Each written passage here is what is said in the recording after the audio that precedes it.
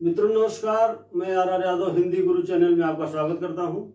दोस्तों, मैंने R O का जो भी टॉपिक था वो बता दिया है आपको। इसके बाद में कुछ वनडे एग्जाम्स के लिए मैंने बताया था कि आप इसको देखते रहिए।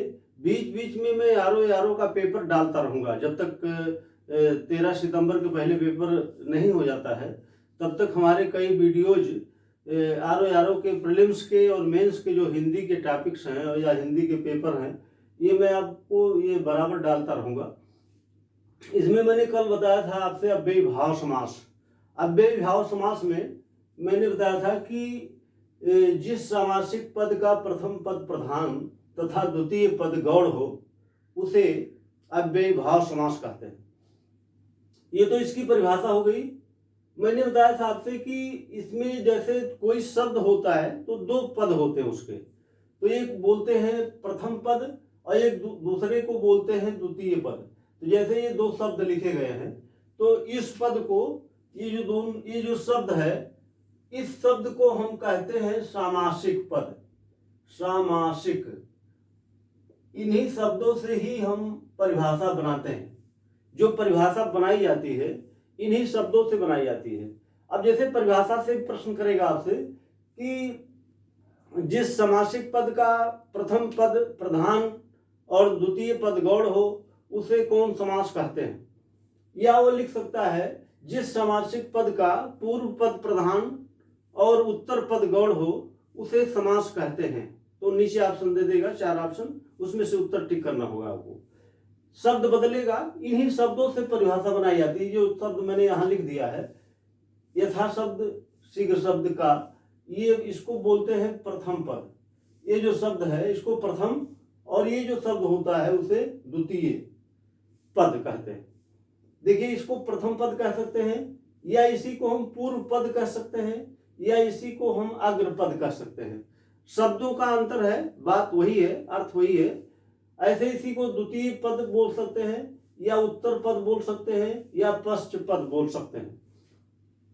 तो बस शब्द वही है, मैंने बताया इससे परिभाषा बनाई जाती है। ठीक, कल मैंने बताया था कि अव्ययी भाव समास का मतलब होता है कि ऐसा शब्द जिस पर लिंग वचन कारक का कोई प्रभाव न पड़े उसे हम अव्यय बोलते हैं, और अव्यय की वजह से ये समास अव्ययी भाव कहलाता है। इसमें मैंने कुछ ट्रिक बताने का प्रयास किया था आपसे। तो कुछ ट्रिक ऐसे हैं कि आपको इसमें याद नहीं करना होगा और बहुत आराम से उत्तर दे देंगे आप। और वनडे एग्जाम में ये बराबर प्रश्न किए जाते हैं यहाँ से। ठीक, मेंस में तो ये कभी नहीं पूछा जाता है, लेकिन वनडे एग्जाम जैसे आने वाले एग्जाम है यूपी ट्रिपल के या एसआई वगैरह के या लेखपाल के या और भी जो एग्जाम है पुलिस वगैरह के जो एग्जाम बराबर चलते रहते हैं, तो वो सारे एग्जाम में ये टॉपिक पूछा जाता है। अब आप देख लीजिए कि मैंने कुछ ट्रिक बताया है। ट्रिक ये है कि जैसे किसी शब्द के पहले अगर यथा लगा है तो पक्का है कि वो अव्ययी भाव समास होगा। आपको कम से कम 50 शब्द नहीं याद करना होगा। यथा लगा शब्द किसी शब्द के पहले अगर आता है तो आप समझिएगा कि ये अव्ययी भाव समास है। अब यथा लगा शब्द बहुत सारे शब्द हैं, जैसे यथाशक्ति, यथा संभव, यथा विधि, यथावत, यथोचित, यथोपरि, यथा साध्य, यथा विधि, बहुत सारे शब्द मिलेंगे जो यथा लगा शब्द होगा। तो आपको ये पहली चीज तो यथा लगा जितना भी शब्द आए, और 90% मैं बता दूं आपको कि 90% प्रश्न अगर पूछे जाते हैं तो यहीं से पूछ ले जाते हैं। तो यथा संभव कभी लिख देता है, या यथाशक्ति लिख देता है, या यथा विधि लिख देगा, तो आप समझिएगा कि ये अव्ययी भाव समास है। दूसरी बात कि अगर किसी शब्द के पहले बी लगा है, बे लगा हो, तो जैसे बेकसूर, बेनकाब, बेपरवाह, बेइज्जत, बेइंतहा, बहुत सारे शब्द हैं जो गिनती नहीं कर सकते आप। बस आपको ट्रिक याद रखना है कि जिस शब्द के पहले बे लगा हो वो आपको समझना है कि वो अव्ययी भाव समास होगा। ठीक, और देखिए अगला ट्रिक क्या है कि जिस शब्द के पहले बद लग गया हो, जैसे बदमाश, बदनाम, बदहवास, ठीक है, ठीक, बदतमीज, बहुत सारे शब्द हैं जो बद से आते हैं। तो ये ट्रिक है कि अगर बद लगा है तो पक्का है कि अव्ययी भाव समास होगा। अब देखिए आ शब्द भी आता है। आ शब्द, किसी भी शब्द के पहले अगर आ गया है तो आपको समझना है कि अव्ययी भाव समास होगा। जैसे आजन्म, आमरण, आपाद मस्तक, ठीक, तो इसको बोलते हैं आपाद मस्तक, मतलब सिर से पैर तक, ठीक है। ये शब्द आज से आए हैं, इसलिए ये शब्द सारे के सारे क्या होंगे, ये अव्ययी भाव होंगे। ये जितना भी शब्द मैंने लिखा है यहाँ पर, ये सब अव्ययी भाव समास है। ये तो सामान्य ट्रिक हो गई कि आपको कम से कम 100 शब्द नहीं याद करना पड़ेगा। ये शब्द जहां आ गए तो आपको तुरंत समझ लेना है कि ये अव्ययी भाव समास है, ठीक। लेकिन बात यहीं तक नहीं खत्म हो जाती है, इसमें कुछ कठिन शब्द भी पूछता है कि जो इस ट्रिक पर काम नहीं करेगा। तब क्या करेंगे आप? उसके लिए कुछ शब्द मैंने यहाँ लिख दिया है, बहुत इंपॉर्टेंट शब्द हैं। जैसे उपकूल लिखा गया है, मरणासन्न लिखा गया है, यावत जीवन देखिए लिखा गया है, उपकूल लिखा है, प्रतिदिन लिखा है, विवेकपूर्ण, व्यर्थ, ऐसे कुछ शब्द हैं जो बहुत कठिन होते हैं, जो आप समझ नहीं पाएंगे। तो ये तो इतना याद कर लीजिए और ये ट्रिक याद कर लीजिए। बस आपका अव्ययी भाव समास इसी में से कोई न कोई शब्द पूछेगा अगर, तो यहीं से पूछ लेगा, क्योंकि ये बराबर पूछे गए हैं प्रश्न यहाँ से, तो फिर वो पूछेगा तो रिपीट करेगा, पक्का बता दें हम आपको। तो ये शब्द यहाँ से बस इतना आपको ट्रिक याद रखना है, इतना जितना अव्ययी भाव समास में मैंने बताया है इतना याद रखना है। ये तो हो गया अव्ययी भाव समास। अब देखिए जो इसके बाद में समास है उसका नाम है तत्पुरुष समास। तत्पुरुष समास में ये इसकी परिभाषा होती है कि जिस सामासिक पद का उत्तर पद प्रधान और पूर्व पद गौड़ हो, ये मैंने लिख दिया है यहाँ पर कि जिस सामासिक पद का उत्तर पद प्रधान और पूर्व पद गौड़ हो उसे तत्पुरुष समास कहते हैं। अच्छा, इस समास की विशेषता यह होती है कि इसमें विभक्तियां लगी होती हैं, ठीक। तो इसमें कैसे याद रखना है आपको, यहां से कई प्रश्न किए जाते हैं। तत्पुरुष समास से कई प्रश्न किए जाएंगे। कैसे किए जाएंगे मैं आपको बता देता हूं। एक प्रश्न करेगा कि तत्पुरुष समास में कहां से कहां तक की विभक्तियां प्रयोग में लाई जाती हैं। तो कर्म से लेकर के अधिकरण तक की विभक्तियां मैंने लिखा है यहाँ पर कि कर्म से लेकर अधिकरण तक की विभक्तियां पाई जाती हैं। अब देखिए विभक्तियां आपने जूनियर हाई स्कूल से ही पढ़ना शुरू कर दिया होगा, लेकिन आप रिवीजन के तौर पर आपको कंपटीशन देना है, इसलिए आपको यहाँ पर तैयार रखना पड़ेगा। जैसे यहाँ पर मैंने लिख दिया विभक्तियां, कर्ता ने, इसकी विभक्ति ने होती है। कर्म को करण से ने से द्वारा, संप्रदान के लिए अपादान से, संबंध का के की, रा रेडी भी होता है, अधिकरण में पर, संबोधन है अरे। इसमें आपको क्या याद रखना है समास में कि तत्पुरुष समास में कर्म से लेकर के अधिकरण तक की विभक्तियां प्रयोग में लाई जाती हैं। ये आपको याद रखना है। पूछेगा प्रश्न कि तत्पुरुष समास में कौन सी विभक्ति प्रयोग में नहीं लाई जाती है, और ऑप्शन दे देगा कर्ता, कर्म, करण, संप्रदान, ठीक। तो आपको पता हो गया होगा कि कर्म, कर्ता, कर्म, करण, संप्रदान ऑप्शन में दे दिया, तो आपको क्या टिक करना है, कर्ता नहीं है, ठीक। तो ऐसे प्रश्न किए जाएंगे आपसे कि जो इसमें प्रयोग में नहीं लाए जाते। प्रयोग में लाने वाले तो बहुत सारी विभक्तियां ना, कर्म है, करण है, संप्रदान है, अपदान है, संबंध है, अधिकरण है। तो आपको कैसे याद रखना है, इसको याद करने का सबसे बढ़िया तरीका मैं बता दूं, ये आप ध्यान में रखिए। पहली चीज, ये बहुत सरल होता है, आपको याद भी होगा, और नहीं याद है तो इसको याद कर लीजिए। यानी कि ये शब्द जो लिखे गए हैं, ये जो मैंने विभक्तियां लिखा है, इसके एक कारक चिन्ह बोले जाते हैं, ठीक। तो कोई शब्द अगर है तो उस शब्द के बीच में अगर उस विभक्ति को रखेंगे तो कुछ अर्थ निकलेगा इसका। जैसे ये शब्द मैंने लिख दिया है कि गगनचुंबी, तो किसी शब्द का जब आप अर्थ निकालते हैं तो वह कोई न कोई विभक्ति लेकर अगर आता है, तो जो लेकर आता है विभक्ति, वो उसी प्रकार का तत्पुरुष समास होगा। तो जैसे ही मैंने लिख दिया गगनचुंबी, तो इसका अर्थ निकलेगा कि गगन को चूमने वाला, ठीक, या चूमने वाली, ठीक। तो ये जैसे इमारतों के लिए प्रयोग किया जाता है शब्द गगनचुंबी इमारतें, ठीक है। तो जैसे गगन को चूमने वाला या वाली मैंने बताया, इसमें देखिए को शब्द आ गया, तो ये कर्म की विभक्ति लगी है, तो इससे क्लियर हो गया कि ये तत्पुरुष समास है। अच्छा, दूसरी चीज, अभी वो प्रश्न नहीं किया है इस तरह से, हो सकता है कभी प्रश्न कर दे आपसे कि ये किस प्रकार का तत्पुरुष समास है। गगनचुंबी लिख दे, पूछे किस प्रकार का तत्पुरुष है, तो आप बता देंगे कर्म तत्पुरुष है। समझ गए होंगे आप। ऐसे देखिए माखन चोर लिखा है, तो माखन को चुराने वाला, तो यहां पर को विभक्ति आ गई, तो इसका मतलब है कि ये कर्म तत्पुरुष है। इसके बाद में देखिए पॉकेट मार लिखा है, पॉकेट को मारने वाला, को अगर आ गया तो इसका मतलब है ये कर्म तत्पुरुष है। फिर ऐसे देखिए सुख प्राप्त लिखा है, तो सुख को प्राप्त, यानी कि यहाँ पर को आ गया तो इसका मतलब है ये कर्म तत्पुरुष है। स्वर्ग को प्राप्त, स्वर्ग प्राप्त लिखा है। तो जैसे ही किसी शब्द का अगर आप अर्थ निकालते हैं और उसके में वो विभक्तियां आ जाती है, जो विभक्तियां मैंने यहाँ लिखा है, तो आपको समझना है। अभी तक तो प्रश्न ऐसे किया गया है कि इसमें कौन सा समास होगा, तो सीधा उत्तर दे दिया जाता है तत्पुरुष समास। भाई देवे वो तत्पुरुष में विभेद करके दे दे कि ये कौन सा तत्पुरुष है, तब आपको इसका उत्तर ऐसे देना होगा जैसे मैं बता रहा हूं। अगला देखिए तुलसी कृत लिखा है, तो तुलसी द्वारा कृत होता है। द्वारा का मतलब होता है कि जैसे एक क्या है, ये करण तत्पुरुष नहीं लिखा यहाँ पर, देखिए करण में ने भी आ सकता है, से भी आ सकता है, द्वारा भी आ सकता है, तो तीन शब्द आ सकते हैं।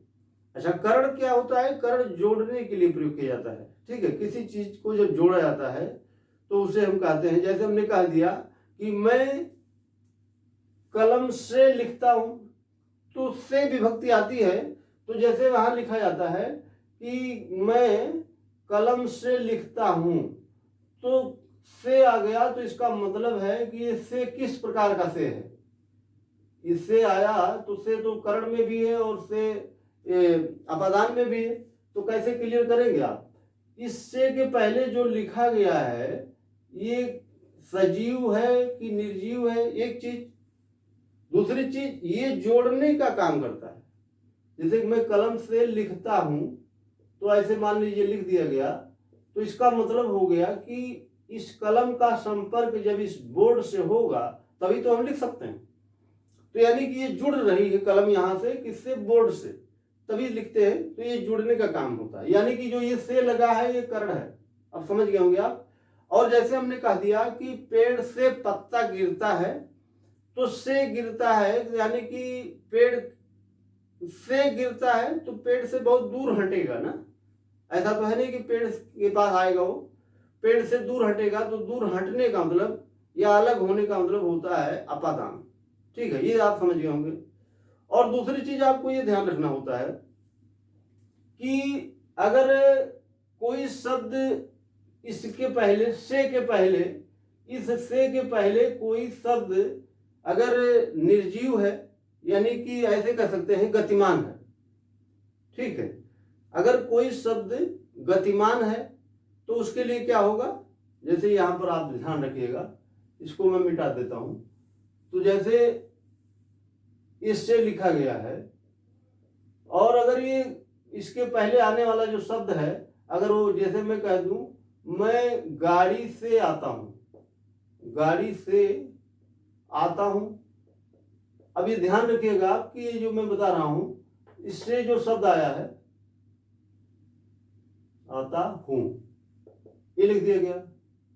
और मैं घर से आता हूं, देखिए दोनों शब्द ऐसे से लिखा रहेगा, घर से आता हूं, देखिए से तो दोनों जगह है, लेकिन अंतर क्या है, गाड़ी चलायमान है और घर क्या है, घर स्थिर है।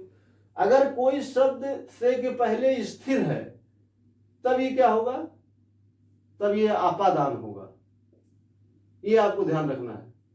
से के पहले वाला शब्द अगर स्थिर है तब वो अपादान होगा, समझ गए आप।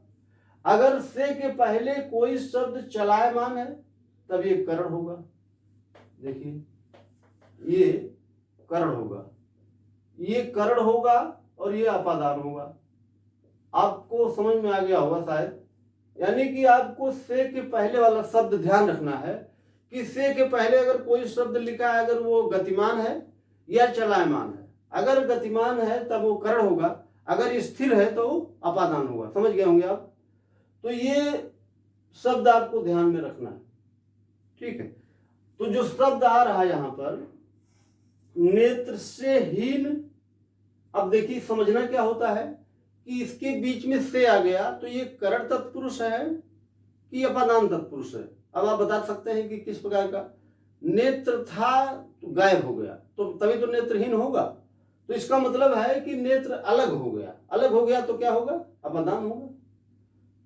धनहीन, धन से हीन, ठीक।